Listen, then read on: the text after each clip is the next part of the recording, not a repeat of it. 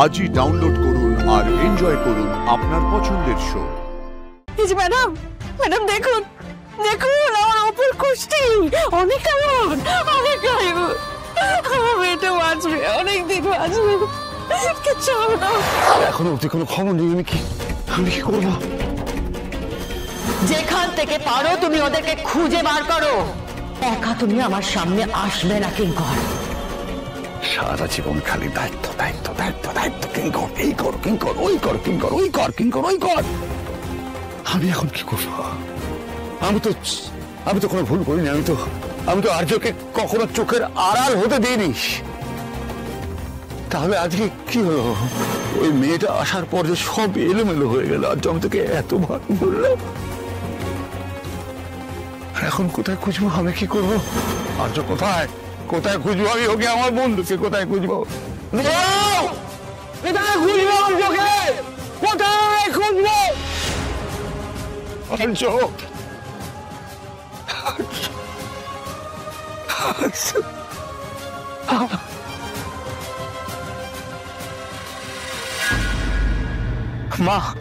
মা দাদা কোথায়?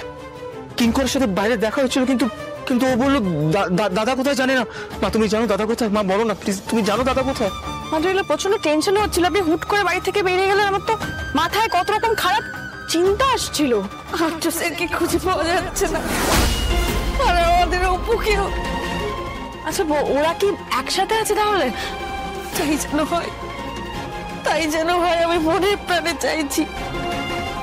ওই কিঙ্কর স্যার বলেন যে আর্য স্যারের সঙ্গে নাকি ওনার শেষবার যখন দেখা হয়েছিল তখন উনি আমার অপুকেই খুঁজছিলেন।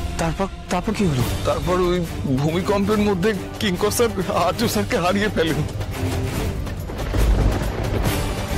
দাদা অর্ক শরীর খারাপ করছে, এটাই ভয় পাচ্ছিলাম। একটা চেয়ার দিন না। ওঠো ওঠো। না আমার কিচ্ছু লাগবে না, কিচ্ছু লাগবে না। মা তুমি প্লিজ বলো না দাদা ঠিক আছে তো? প্লিজ বলো না মা। বাইরে ভূমিকম্পে সবকিছু তছনছ হয়ে পড়ে আছে। প্লিজ মা, প্লিজ বলো দাদা ঠিক আছে তো? অর্ক শান্ত হ প্লিজ। মা খুব ভয় করছে মা আমার। অর্ক শান্ত হ। মাদ্রিলা কেন কিছু বলছে না? দেখছেন তো অর্ক কেমন অস্থির। আমি কারো কথা বিশ্বাস করবো? তুমি প্লিজ একবার বলো দাদা ঠিক আছে তোমার। প্লিজ বলো দাদা কিছু হয়নি তো? হয়নি তো? এই সব কিছু শুধু তোমাকে ভালো রাখতে গিয়েই হলো অর্ক। আর্য যদি অপর্ণাকে সত্যিটা বলে দিত তাহলে হয়তো এই পরিস্থিতিতে পড়তে হতো না ওদের।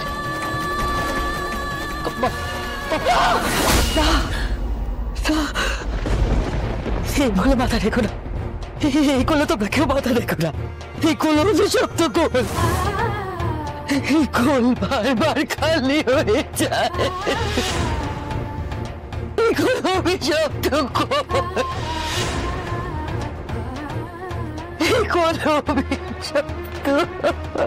এসব কি কথা? মানে কি বলছেন আপনি মাদ্রিলা?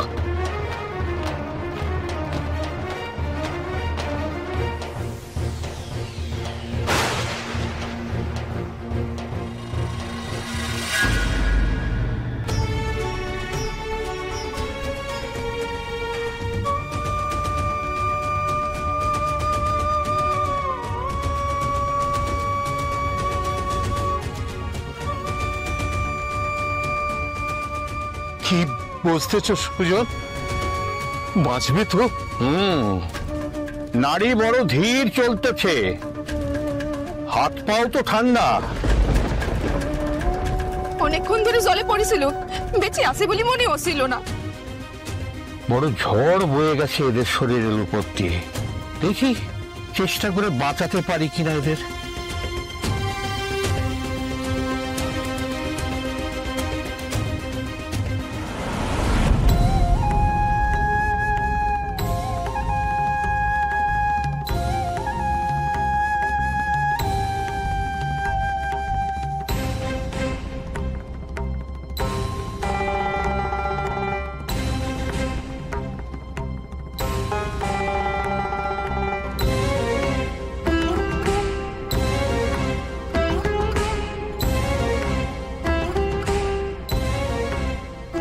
ছুটিকা ভরণ দিলাম, এতে মরা মানুষেরও চেতনা আসে। তাই যেন হয় সুজন।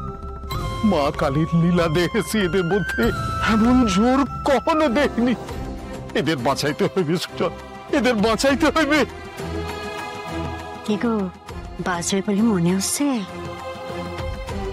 মরে গেলে তো আপদ যায়, কিন্তু এদের নিয়ে এত বাড়াবাড়ি না আমরা সহ্য হচ্ছে না। ওটুকু ওষুধে কাজ হবে তো সুজন? এইটুকু ওষুধের ক্ষমতা অনেক, তবে পরিমাপ যদি ভুল হয় তাহলে কিন্তু বিপদ আছে। দুজনেরই তো একই হাল দেখি। মা কালী আর ভৈরব এসেছে আমাদের গায়ে। এই পুজোর সময় ওদের কোনো ক্ষতি হতে দেওয়া যাবে না। ওদের সঙ্গে ভালো মন্দ জড়িয়ে আছে আমাদের। ও তোমার ধারণা কাকা, বাসি উঠলেই ফোঁস না করে ওঠে, তখন আমাদের এই আগে সবল দিবে। এই শোন, বয়সটা আমার এমনি এমনি হয়নি, এমনি এমনি এ গায়ের মাথা হয়নি আমি। শোন, এটা আমার ধারণা নয়, এটা আমার বিশ্বাস। সুজন, যে করেই হোক ওদের বাঁচাতে হবেই, হবেই ওদের বাঁচাতে। ভার্গব, তুমি সরে যাও, তুমি সরে যাও এখান থেকে, তুমি সরে যাও। মানুষ, তুমি ওকে দেখে রাখো, তুমি ওকে দেখে রাখো, তুমি ওকে দেখে রাখো। কিন্তু আপনি এরকম কথা কেন বললেন? মানে কিসের অভিশাপ? আপনার কোল বারবার খালি হয়ে যায়, মানে এটা কেন বললেন?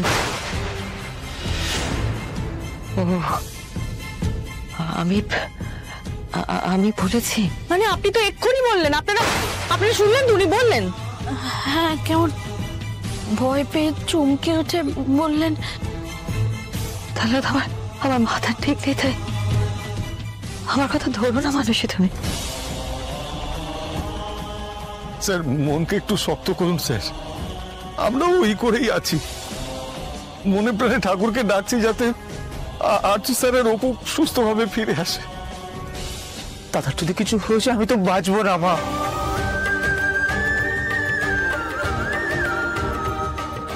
কি হলো সুমি? কি হলো? আরে কি করছো কি? এই তো পেয়েছি। আরে এটা তো অপর কোষ্ঠী। পেয়েছি। এই তো দেখো, হাসছো কেন সুমি? সবার একসঙ্গে মাথাটা গেল নাকি? এই যে ম্যাডাম দেখুন, আমার অপর কুষ্টি অনেক কেমন, অনেক কেমন। আমার মেয়েটা বাঁচবে, অনেকদিন বাঁচবে। কিচ্ছু হবে না, কিচ্ছু হবে না, কিচ্ছু হবে না, কিচ্ছু হবে না। আর আর্যর কি হবে?